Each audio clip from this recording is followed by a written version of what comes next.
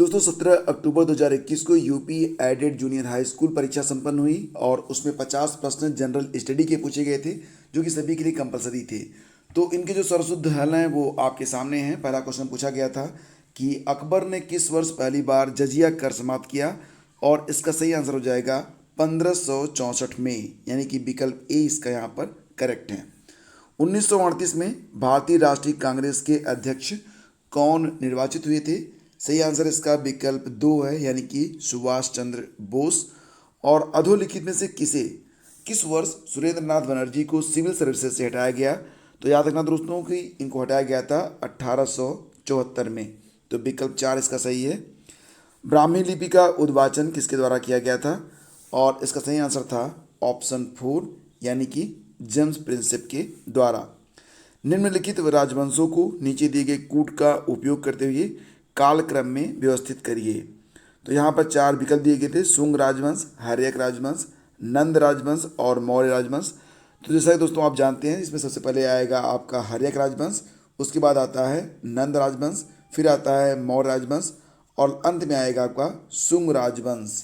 तो इस प्रकार से अगर आप देखेंगे तो इसका जो क्रम बनेगा वो बनेगा 2 3 4 1, और ये दिया गया है दूसरे विकल्प में। जनगणना 2011 के अनुसार भारत में साक्षरता दर कितनी है? तो आपको याद होगा इसका सही आंसर 74.04%। और उत्तर प्रदेश के बजट 2021-22 के अंतर्गत मुख्यमंत्री समग्र संपदा विकास योजना के लिए कितना धन आवंटित किया गया था? आंसर है इसका 1000 करोड़। एक्चुअली में जो था वो 1100 करोड़ था, लेकिन यहाँ पर 1100 करोड़ नहीं है, तो आप इसको जो है 1000 करोड़ पर सही टिक लगाएंगे। मृदा अपरदन के कारक या कारकों को पहचानें। देखिए फ्रेंड्स, जो मृदा अपरदन है उसका कारक क्या होता है? बहता हुआ पानी होता है। तो केवल विकल्प ए यहाँ पर सही है। जैव विविधता क्या है? तो जो परिभाषा दी गई है फ्रेंड्स, उसके मुताबिक अगर आप देखेंगे तो जो जैव विविधता है वो क्या होगी? यहाँ पर देखो, आनुवंशिक विभिन्नताएं, ये तो आपका शामिल ही होता है। इसके बाद पृथ्वी पर उपस्थित सभी जैविक जातियाँ, जैविक समुदायों की विभिन्नता और पारिस्थितिकी तंत्र की विभिन्नताएं। तो ये सभी यहाँ पर सही हैं। विकल्प 2 यहाँ पर आपका करेक्ट है। ध्वनि प्रदूषण की तीव्रता को किस में मापते हैं? डेसिबल में मापते हैं। तो इसका विकल्प 2 सही था। और कौन सी बीमारी वायरस जनित है? तो रेबीज़। अच्छा, रेबीज़ का जो वायरस होता है इसको क्या कहते हैं? लायसा वायरस। ठीक है, लायसा वायरस। ईसीजी किस अंग की विद्युतीय गति का ग्राफी प्रदर्शन है? तो ये हार्ट से संबंधित है। ये हार्ट का जो रिदम है उसको मापता है। ईसीजी मतलब इलेक्ट्रोकार्डियोग्राफी। अच्छा, यहाँ पर क्या दिया गया है?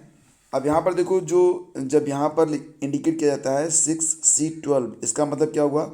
ये इसका परमाणु क्रमांक है और ये इसका क्या है? ये इसका परमाणु मतलब कि परमाणु भार है। ठीक है, तो यहाँ पर आप देख रहे हैं कि कार्बन के 2 परमाणु क्रमांक सेम हैं, हाइड्रोजन के भी 2 परमाणु क्रमांक यहाँ पर एक ही हैं, और कार्बन के, क्लोरीन के सभी परमाणु क्रमांक यहाँ पर एक ही हैं। तो दोस्तों आपको याद होगा, वो परिभाषा आपको याद होनी चाहिए कि किसी तत्व के वे परमाणु जिनके परमाणु क्रमांक समान और परमाणु भार भिन्न भिन्न होते हैं उन्हें क्या कहते हैं? उन्हें कहते हैं समस्थानिक, आइसोटोप्स कहते हैं उन्हें। तो ये सब आइसोटोप्स हैं। तो विकल्प 3 आपका यहाँ पर करेक्ट है। निम्नलिखित में कौन सा अम्ल मुख्यतः टमाटर में उपस्थित होता है? तो टमाटर में क्या पाया जाता है? सिट्रिक अम्ल और मैलिक अम्ल। तो विकल्प 4 आपका यहाँ पर सही है। पेरिस में 21वां संयुक्त राष्ट्र जलवायु परिवर्तन शिखर सम्मेलन हुआ था 2015 में, और ये प्रश्न बहुत ही अधिक चर्चा में रहता है, तो आपको बिल्कुल आना चाहिए, गलत नहीं होना चाहिए। निम्न में से कौन सा एक सुमेलित नहीं है? तो जैसा कि आप दोस्तों जानते हैं, जो फार्मिक एसिड होता है ये बिच्छू के डंग और चींटियों में मिलता है। दूध में लैक्टिक एसिड मिलता है, तो ये सुमेलित नहीं है। रक्षा मंत्रालय भारत सरकार द्वारा अगस्त 2020 में प्रारंभ किया गया सार्थक क्या है? तो सार्थक एक अपतटीय गश्ती जहाज है। विकल्प 4 इसका सही था। और कौन भारत का पहला 100% जैविक केंद्र शासित प्रदेश बना? तो भारत का पहला 100% जैविक केंद्र शासित प्रदेश बन गया था, इसमें लक्षद्वीप सही आंसर है, विकल्प ए। और निम्न घटनाओं को कालानुक्रम में व्यवस्थित करिए और नीचे दिए कोण से सही उत्तर आपको चुनना था। साइमन आयोग की नियुक्ति, जलियांवाला बाग हत्याकांड, महात्मा गांधी की दांडी यात्रा और फिरोज शाह मेहता की मृत्यु। तो दोस्तों यहाँ पर फिरोज शाह मेहता की मृत्यु कब हुई थी? 5 नवंबर 1915। तो सबसे पहले यहाँ पर आएगा फिरोज शाह मेहता की मृत्यु। फिर जलियांवाला बाग हत्याकांड, ये हुआ था 13 अप्रैल 1919 में, ये तो आपको याद ही होगा।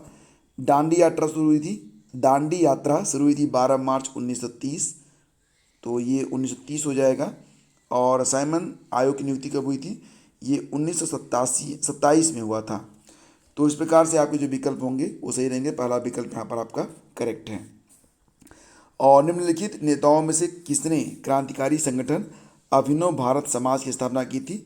तो सावरकर बंधुओं ने, पूरे नाम क्या थे? विनायक दामोदर सावरकर, गणेश दामोदर सावरकर और नारायण दामोदर सावरकर ने मिलकर कब किया था? 1904 में।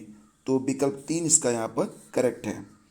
2011 में भारत की जनसंख्या विश्व की जनसंख्या के कितने प्रतिशत थी? और इसका आंसर सही था 17.5%। कुमायूं हिमालय निम्न में से किन नदियों के बीच स्थित है? तो आपको याद होगा फ्रेंड्स, ये सतलज और काली नदी के बीच में आता है। विकल्प 4 इसका सही था। हरित क्रांति, ये तो बहुत आसान क्वेश्चन था। खाद्यान्न फसलों के उत्पादन से, मुख्य रूप से गेहूं के उत्पादन से संबंधित था ये। और भारत का कौन सा समुद्र तट प्रायः चक्रवात से प्रभावित होता रहता है? तो ये पश्चिम बंगाल का तट होगा। विकल्प 2 इसका सही है। निम्नलिखित में भारत का सबसे बड़ा रेलखंड कौन सा है? तो सबसे बड़ा रेलखंड कौन सा है? उत्तर रेलवे खंड, इसको नॉर्दर्न रेलवे आप कहते हैं। अच्छा, उत्तर रेलवे खंड का हेडक्वार्टर कहाँ पर है? बड़ौदा हाउस, जो कि कहाँ पर है? ये दिल्ली में स्थित है। अगला क्वेश्चन था कि एफ रेशियो 216, तो यल की जगह क्या आएगा?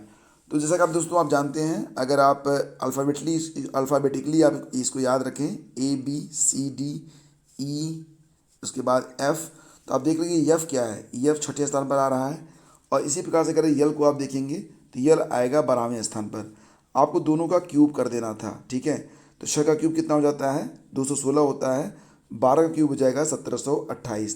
तो विकल्प 2 यहाँ पर करेक्ट है।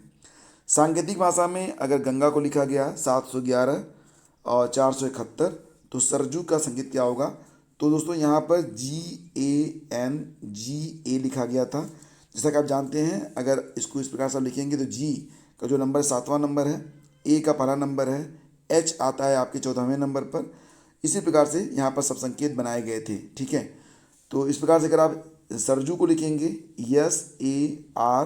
SARJU, यस आएगा 19वें नंबर पर, ए आएगा पहले नंबर पर, इसके बाद आर आता है, आर आएगा 18वें नंबर पर, फिर आएगा जे आता 10वें नंबर पर, यू आएगा 21वें नंबर पर। तो 19, 11, 18, 10, 21 और ये विकल्प 1 आपका सही है। इस प्रकार इसको आप हल करेंगे। एक व्यक्ति 8 किलोमीटर पश्चिम की ओर चलता है, 8 किलोमीटर चलता है पश्चिम की ओर, उसके बाद 6 किलोमीटर जाता है वो ऊपर की ओर, यानी कि उत्तर की ओर चलता है। तो ये दूरी निकालनी थी, तो पाइथागोरस का प्रमेय लगाएंगे आप। ये हो जाएगा आपका 8 64 हो जाएगा, ये हो जाएगा 36 हो जाएगा, 36 और 64 जोड़ देंगे आप 100 हो जाएगा, 100 को वर्गमूल लेंगे आप, ये हो जाएगा 10। 10 आपका सही था, विकल्प 3 पाइथागोरस प्रमेय। 2:30 पर दोनों सुइयों घंटा और मिनट के बीच जो अंश का कोण होगा वो 120 डिग्री रहेगा। और देखिए प्रयागराज का संबंध गंगा से है, यानी कि प्रयागराज में गंगा बहती है, तो अयोध्या में क्या बहती है? सरयू नदी बहती है। तो विकल्प 4 इसका सही है। जो मृदा जल के द्वारा वहन होती है उसे कहते हैं जलोढ़। तो यहाँ पर विकल्प 1 सही था। उसके बाद भोज्य और भक्षक के रूप में विभिन्न प्रजातियों का अनुक्रमित संबंध, ये क्या कहलाता है? ये भोजन श्रृंखला है। और समुद्र के तट पर रहने वाले जंतुओं को कहते हैं बेंथिक, ठीक है। समुद्र के तल पर रहने वाले जंतुओं को क्या कहते हैं? वेंथिक कहते हैं। एक पावर हाउस का सामर्थ्य 200 मेगावाट है। इसके द्वारा प्रतिदिन उत्पन्न विद्युत ऊर्जा क्या होगी? तो फ्रेंड्स इसका आंसर हो जाएगा 4800 जूल। तो यहाँ पर विकल्प 2 आपका बिल्कुल करेक्ट है। राष्ट्रीय विज्ञान दिवस कब मनाया जाता है? तो ये मनाया जाता है 28 फरवरी को, ये तो आप जानते ही हैं। इसका आंसर बहुत आसान था। भारतीय केंद्र सरकार द्वारा प्रारंभ किया गया जल जीवन हर घर में एक नल का लक्ष्य सबसे पहले किस राज्य ने पूर्ण किया? तो ये आंसर हो जाएगा गोवा ने। विकल्प 1 सही है। और अगला क्वेश्चन था कि भारत के किस राज्य में धार्मिक त्यौहार थाई पुसम मनाया जाता है? तो थाई पुसम होता है तमिलनाडु में। विकल्प 4 इसका सही था। किसान कल्याण मिशन का शुभारंभ जनवरी में हुआ था, जनवरी 2021 में। ये कहाँ पर हुआ था? उत्तर प्रदेश में हुआ था। तो पहला विकल्प इसका सही था। वर्ष 2020 का बुकर पुरस्कार किस पुस्तक के लिए दिया गया? सग्गी बेन के लिए दिया गया था दोस्तों। और सग्गी बेन लिखा था डगलस स्टुअर्ट ने। और 2021 का जो बुकर पुरस्कार है वो अभी 3 नवंबर को घोषित होगा। और इंटरनेशनल बुकर पुरस्कार 2021 दिया गया है डेविड डियोप को at night all blood is black किताब के लिए। ठीक है, तो अभी जो बुकर पुरस्कार है और इंटरनेशनल बुकर पुरस्कार है उसमें थोड़ा सा डिफरेंस होता है, ये भी आपको पता होना चाहिए। हाल ही में भारत और अफगानिस्तान की सहमति से सहतूत बांध किस नदी पर निर्मित होगा? तो सहतूत बांध तो काबुल नदी पर बनने वाला था, काबुल नदी का इसमें उल्लेख नहीं है फिलहाल। यहाँ पर मुझे लग रहा है कि नदी का कोई विकल्प यहाँ पर दिया गया होगा, जैसे कि जो पर्यायवाची शब्द होते हैं। फिलहाल यहाँ पर इस प्रश्न को मैं आपके लिए छोड़ता हूँ, इसका उत्तर अभी नहीं मिला मुझे। और भारत में जीएसटी कब से लागू किया गया था? 1 जुलाई 2017 से। दूसरा विकल्प यहाँ पर सही है, 1 जुलाई 2017।